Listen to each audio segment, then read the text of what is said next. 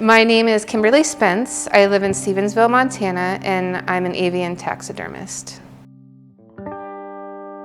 I'd say taxidermy is really a blend of many arts. You work with your hands, you paint, you look at reference photos, you choose poses, and maybe the habitat which you're putting your taxidermy piece into. You have to choose a composition that's pleasing to the eye.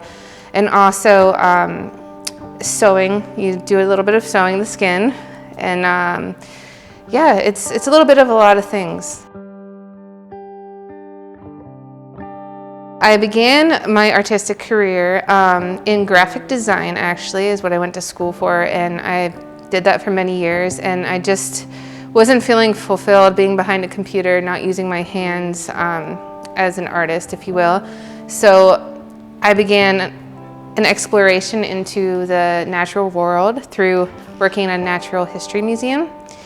And I found a love for taxidermy, so I just followed that fire, and it brought me to an actual taxidermist on staff there that could teach me the art of taxidermy. And I took some classes with her until I branched out on my own.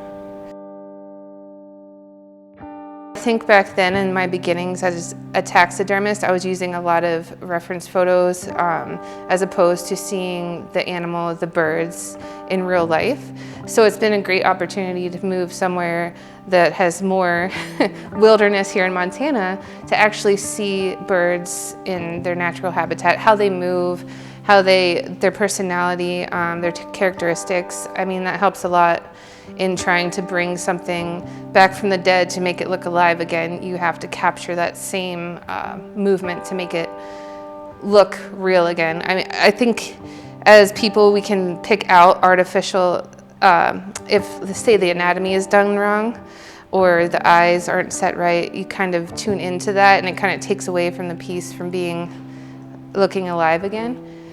So it's been good to see them in their natural habitat out here. Yes, I do feed the birds where I live. Yeah, we have a lot of ponderosa pines, so we have bird houses.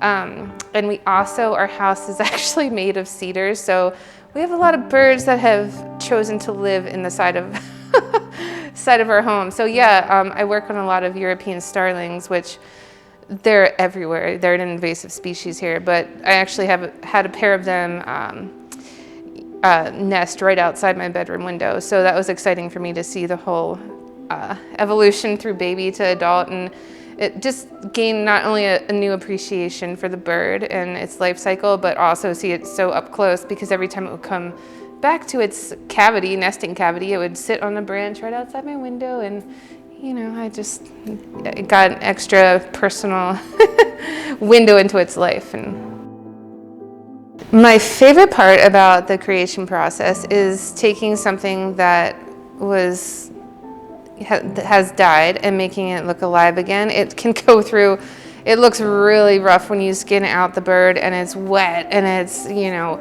the feathers are just, it looks like a little monster. And then you just blow dry it and you sew it and put this body form back in it and put its eyes back in. And my favorite part is just seeing it come to life again. And I do work on some pet deaths for people that have had birds that pass away that have been very special friends to them, or that have won awards they want preserved.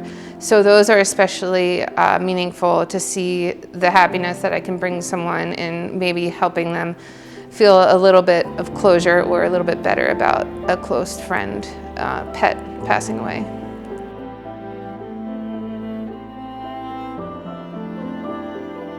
What motivates me to create is, I'd say, the mortality that we all possess and death in itself. I love to use my hands, and I love to think about when I'm kind of just like zenned out when I'm working on a bird. You know, it's a process for me to see the fragility of life and to see inside. You know, I think we forget from day to day. We can sometimes, you know, just the magic of being alive, the anatomy, and not just the anatomy, our lifeblood that keeps us alive, but also the soul, the spirit. It can just be a very therapeutic process for me to create. And I love having a finished product too, to have a bird and look at that bird and know that its beautiful body has been preserved for others to enjoy instead of being wasted upon its death. What I define as success and being an artist is fulfilling my needs as far as I love to work with my hands, and I love to see nature spring to life again upon its death, and to have someone else actually witness that, my art, and get a feeling, no matter what that feeling is. I think death is, especially in the Western culture here, can be a very taboo subject, if you will. And I like to say that, you know, that just make people think and feel for my art, and I enjoy their feedback too. And I think the conversation, the relationship between artist and viewer, if I can create a conversation or move that person in any way, that's my job has been successful. Art does help me in other areas of my life. It's kind of a break from all the outside noise, static, because like I said in a previous question, when I work on a bird, it's just sort of, I'm in the flow and everything is just blocked out and is sort of therapeutic for me, as in maybe going for a hike or a run is for someone, you know, to clear your mind and just get in this focused thought space. I think it makes me slow down too and appreciate the little things and just appreciate being alive. Because if I'm working with death all the time, it's always in the forefront of my mind, that the magic of life and how lucky we are to just live another day. One new lesson that I've learned in the past year as an artist is that I can expand my media to, I recently painted a horse, turned a horse into a bird by painting on a live horse.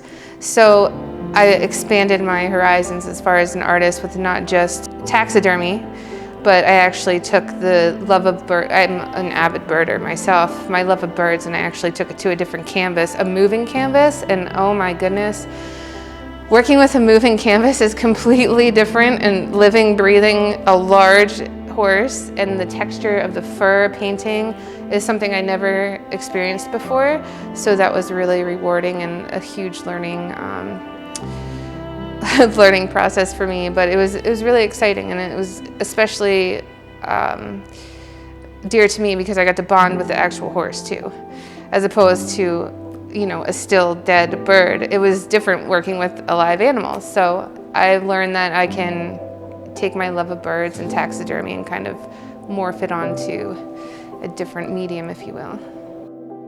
My advice to other artists just starting their careers is practice makes you better. Practice doesn't make you perfect.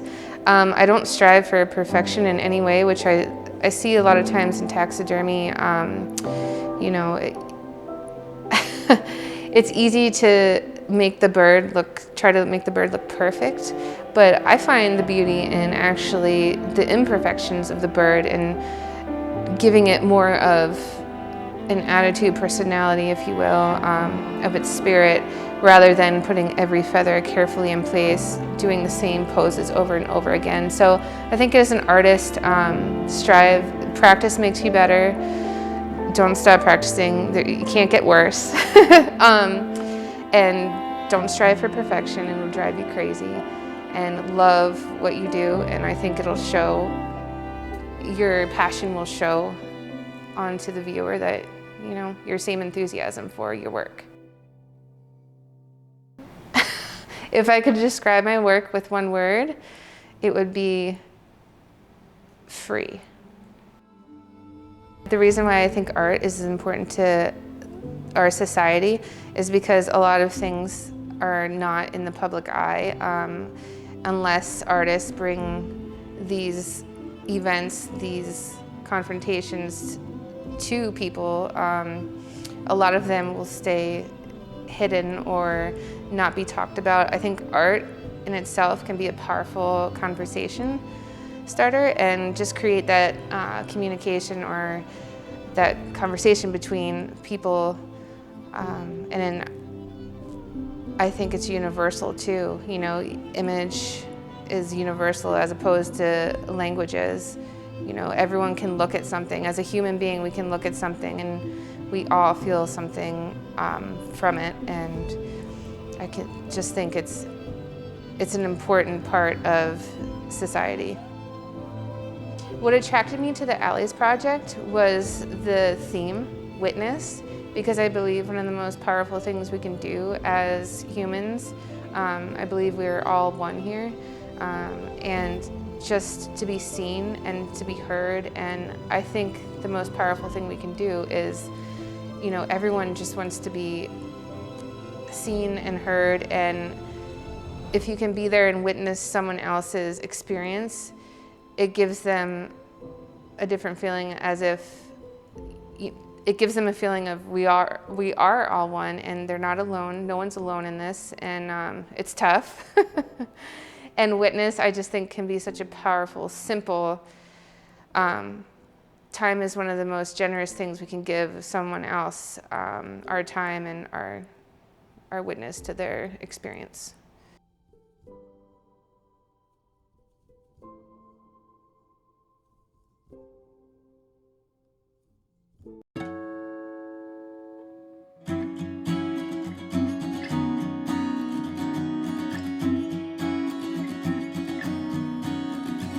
Well, I've been looking for the one flying to the sun,